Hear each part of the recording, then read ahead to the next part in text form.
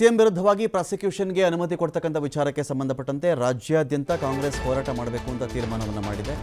ನಮ್ಮ ನಾಯಕರ ವಿರುದ್ಧವಾಗಿ ಸುಮ್ಮನೆ ಷಡ್ಯಂತ್ರ ಮಾಡ್ಕೊಂಡು ಕೂತಿದ್ದಾರೆ ಇವರು. ಪ್ರಧಾನಿ ಮೋದಿ, ಅಮಿತ್ ಶಾ ಈ ಷಡ್ಯಂತ್ರದ ರೂವಾರಿಗಳು.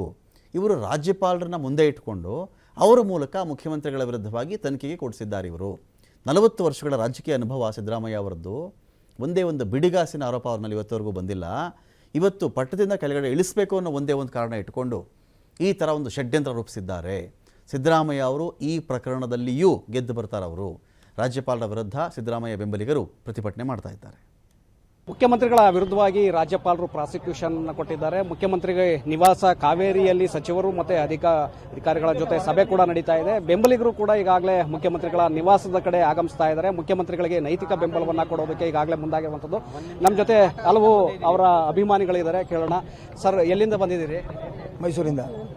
ಈಗ ರಾಜ್ಯಪಾಲರು ಪ್ರಾಸಿಕ್ಯೂಷನ್ಗೆ ಅನುಮತಿ ಕೊಟ್ಟಿದ್ದಾರೆ. ಅಂದರೆ ಪ್ರಾಸಿಕ್ಯೂಷನ್ ಅಂದರೆ ಸಿದ್ದರಾಮಯ್ಯನವರ ವಿರುದ್ಧವಾಗಿ ತನಿಖೆಯನ್ನು ಮಾಡಿ ಅಂತೇಳಿ.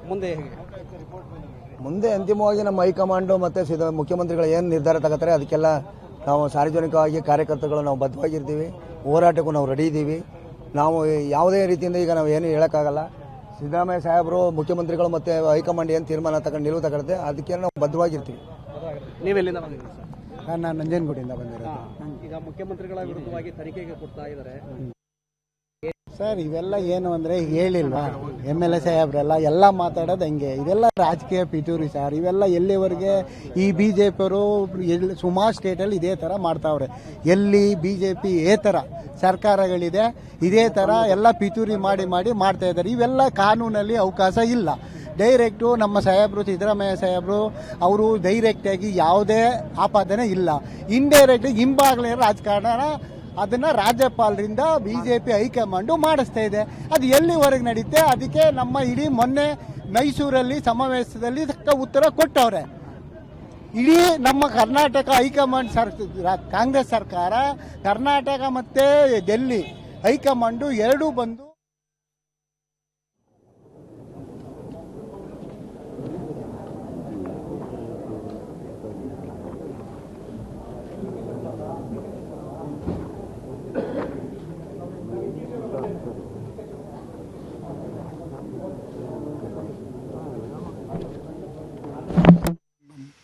ಲಾಯರ್ಸ್ ಜೊತೆಯಲ್ಲಿ ಕನ್ಸಲ್ಟ್ ಮಾಡಿ ಇದ್ರ ಬಗ್ಗೆ ಏನು ವಿಚಾರ ಇದೆ ಅಂತ ಹೇಳಿ ನಾವು ಕೇಳಿಕೊಂಡು ಮಾತಾಡ್ತಕ್ಕಂಥದ್ದು ಒಳ್ಳೆಯದು.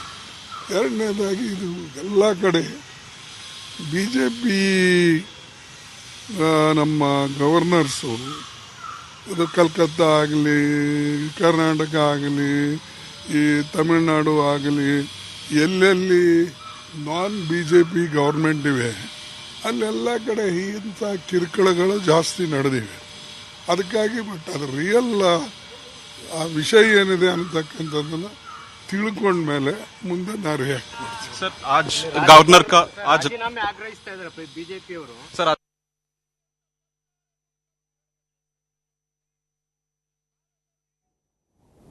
ಪ್ರಿಯಾಂಕ್ ಅವರು, ಸುರೇಶ್ ಅವರು, ಪೊನ್ನಣ್ಣವರು, ಡಾಕ್ಟರ್ ಸುಧಾಕರ್ ಅವರು, ಎಲ್ಲ ಶಾಸಕರ ಮಿತ್ರರು ಕೂಡ ಈ ತುರ್ತು ಮಾಧ್ಯಮಗೋಷ್ಠಿಯಲ್ಲಿ ಇದ್ದಾರೆ. ಎಲ್ಲ ಮಾಧ್ಯಮದ ಎಲ್ಲ ಸ್ನೇಹಿತರುಗಳೇ, 78ನೇ ಸ್ವಾತಂತ್ರ್ಯ ದಿನಾಚರಣೆಯನ್ನ ದೇಶ, ರಾಜ್ಯ ಬಹಳ ಸಂಭ್ರಮದಿಂದ ನಾವೆಲ್ಲ ಆಚರಣೆಯನ್ನ ನಾವು ಮಾಡಿದ್ದೇವೆ. ಈ ದೇಶಕ್ಕೆ, ರಾಜ್ಯಕ್ಕೆ ಅನೇಕ ವಿಚಾರಗಳನ್ನ ಜನ ಚರ್ಚೆ ಮಾಡ್ತಾ ಇದ್ದಾರೆ. ನಿನ್ನೆ ತಾನೇ ನಾವೆಲ್ಲ ಕರ್ನಾಟಕ ರಾಜ್ಯದಲ್ಲಿ ವಿಶೇಷವಾಗಿ ಲಕ್ಷ್ಮೀ ಪೂಜೆಯನ್ನು ನಾವೆಲ್ಲ ವರಮಹಾಲಕ್ಷ್ಮಿ ಪೂಜೆಯನ್ನು ಕೂಡ ನಾವೆಲ್ಲ ಆಚರಣೆಯನ್ನು ಮಾಡಿದ್ದೇವೆ. ಇವತ್ತು ಬೆಳಿಗ್ಗೆ ಇದೆಲ್ಲ ಆಚರಣೆ ಮಾಡಿದ ತಕ್ಷಣ ರಾಜ್ಯಪಾಲರು ಸಂವಿಧಾನ ವಿರೋಧಿ ಮತ್ತು ಪ್ರಜಾಪ್ರಭುತ್ವಕ್ಕೆ ಮಾರಕವಾದಂಥ ಒಂದು ಪತ್ರವನ್ನು ಅವರ ಸೆಕ್ರೆಟರಿಗಳ ಮುಖಾಂತರ ಕಳಿಸ್ಕೊಟ್ಟಿದ್ದಾರೆ. ರಾಜ್ಯಪಾಲರಿಗೆ 26/7 ರಂದು ನೋಟಿಸು ವಿಚಾರವಾಗಿ ಈಗಾಗಲೇ ಉತ್ತರವನ್ನು ಸಮೇತ ನಾವೆಲ್ಲ ಡೀಟೇಲ್ ಆಗಿ ನಾವು ಕೊಟ್ಟಿದ್ದೆವು. 1/8/2024 ಒಂದು ಸಂಪುಟ ಸಭೆಯನ್ನು ನನ್ನ ಅಧ್ಯಕ್ಷತೆಯಲ್ಲಿ ಸೇರಿ ಸರ್ಕಾರಕ್ಕೆ ರಾಜ್ಯಪಾಲರು ಕೊಟ್ಟಂತ ದೋಷ ಪರಿವಾತ ಹಾಗೂ ದ್ವೇಷದ ಪಿತೂರಿಯನ್ನು ಒಳಗೊಂಡಂತ ಹೇಳಿಕೆಯನ್ನು ತಿರಸ್ಕರಿಸಬೇಕು ಅಂತ ಹೇಳಿ ಸುದೀರ್ಘವಾಗಿ ನಾವು ದಾಖಲೆಗಳನ್ನು ಕೂಡ ಬಿಡುಗಡೆ ಮಾಡಿದ್ದನ್ನು ತಾವೆಲ್ಲ ಗಮನಿಸಿದ್ರಿ.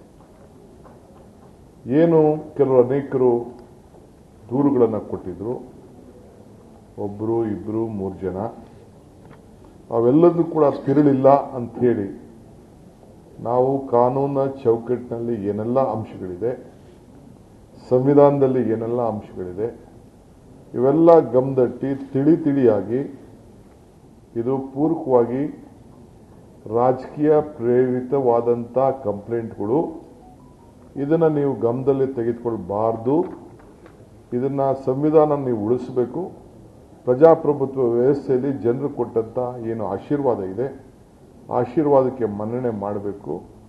ನಮ್ಮ ಮುಖ್ಯಮಂತ್ರಿಗಳ ಅವರ ಅಧಿಕಾರದ ಅವಧಿಯಲ್ಲಿ ಯಾವ ಥರದ ದುರುಪಯೋಗವನ್ನು ಕೂಡ ಮಾಡಿಕೊಂಡಿಲ್ಲ, ಯಾವ ಲೋಪದೋಷ ಕೂಡ ಆಗಿಲ್ಲ, ನಮ್ಮ ಸರ್ಕಾರದ ಅವಧಿಯಲ್ಲಿ ಯಾವುದಕ್ಕೂ ಕೂಡ ಇದಕ್ಕೆ ಭಾಗಿ ಇಲ್ಲ ಅನ್ನೋದನ್ನು ನಾವು ಸ್ಪಷ್ಟವಾಗಿ ಇವತ್ತು ಇಡೀ ರಾಜ್ಯದ ಜನತೆಗೆ ತಮ್ಮ ಮುಖಾಂತರ ತಿಳಿಸಿದ್ದೇವೆ ಮತ್ತು ರಾಜ್ಯಪಾಲರಿಗೂ ಕೂಡ ನಾವು ತಿಳಿಸಿದ್ದೇವೆ. ರಾಜ್ಯಪಾಲರ ಹುದ್ದೆ ಬಹಳ ಘನತೆಗೆ ಬಹಳ ದೊಡ್ಡ ಗೌರವ.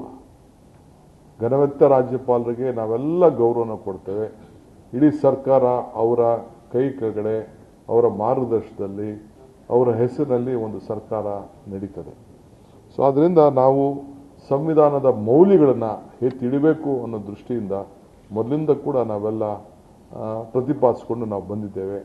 ಯಾರೇ ಆಗಲಿ, ನಾವು ಶಾಸಕರಾಗಬೇಕಾಗಲಿ, ಸದಸ್ಯರಾಗಬೇಕಾಗಲಿ, ಮಂತ್ರಿಗಳಾಗಬೇಕಾಗಲಿ, ರಾಜ್ಯಪಾಲರಾಗಬೇಕಾಗಲಿ, ಜಡ್ಜ್ಗಳಾಗಬೇಕಾಗಲಿ, ಸಂವಿಧಾನದ ಮೌಲ್ಯವನ್ನು ಎತ್ತಿ ಹಿಡಿತೇವೆ ಅಂತೇಳಿ ಸಂವಿಧಾನದಲ್ಲಿ ಪೀಠಿಕೆಯಲ್ಲಿ ಏನು ಮಾತುಗಳು ನಮಗೆ ಬಾಬಾ ಸಾಹೇಬ್ ಅಂಬೇಡ್ಕರ್ ಅವರು ನಮಗೆ ತಿಳುವಳಿಕೆಯನ್ನು ಕೊಟ್ಟಿದ್ದಾರೆ, ಆ ಹಿನ್ನೆಲೆಯಲ್ಲಿ ನಾವು ಕೆಲಸವನ್ನು ನಾವು ಮಾಡಿಕೊಂಡು ಕಾರ್ಯಾಂಗದ ವ್ಯವಸ್ಥೆಯಲ್ಲಿ ನಾವೆಲ್ಲ ನಡ್ಕೊಂಡು ನಾವು ಬಂದಿದ್ದೇವೆ.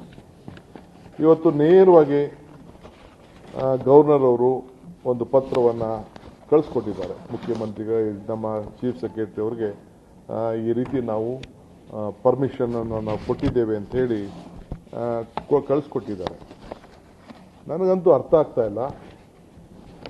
ನಾವು ನಮ್ಮ ರಾಜಕೀಯವಾಗಿ ತಿಳ್ಕೊಂಡ ಮಟ್ಟಿಗೆ ಯಾವ್ದಾದ್ರು ಪ್ರಾಸಿಕ್ಯೂಷನ್ಗಾಗಲಿ ಎನ್ಕ್ವೈರಿಗಾಗಲಿ ಯಾವ್ದಾರು ಇತ್ತು ಅಂದರೆ ಒಂದು ಸಾಮಾನ್ಯ ಒಂದು ಪ್ರಿಮಿನರಿ ಎನ್ಕ್ವೈರಿ ಯಾರು ನಡೆಸಿದ್ದಿದ್ರೆ,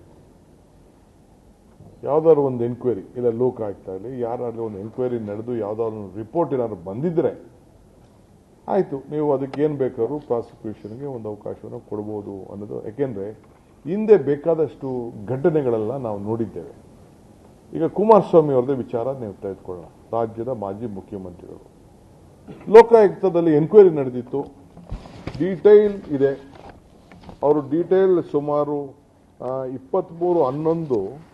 23/11/23 ಲೋಕಾಯುಕ್ತವರೇ excellency the governor of Karnataka ರಾಜಭವನ್ಗೆ request of issue of prosecution sanction order in number 16 crime number 16/2014 420 465 468 409 120B 511 IPC 186 113 ಅಂತೇಳಿ PC Act 1988 and 21 and 23 of MMLD Act 1957 ST Lokayukta ಅಂತೇಳಿ ಅವರು ಸಬ್ಜೆಕ್ಟ್ ಮಾಡಿ the special investigation team Karnataka Lokayukta was constituted DPR so and so dated 24/1/2004 to investigate the case of illegal iron ore mining sanctioned in Karnataka.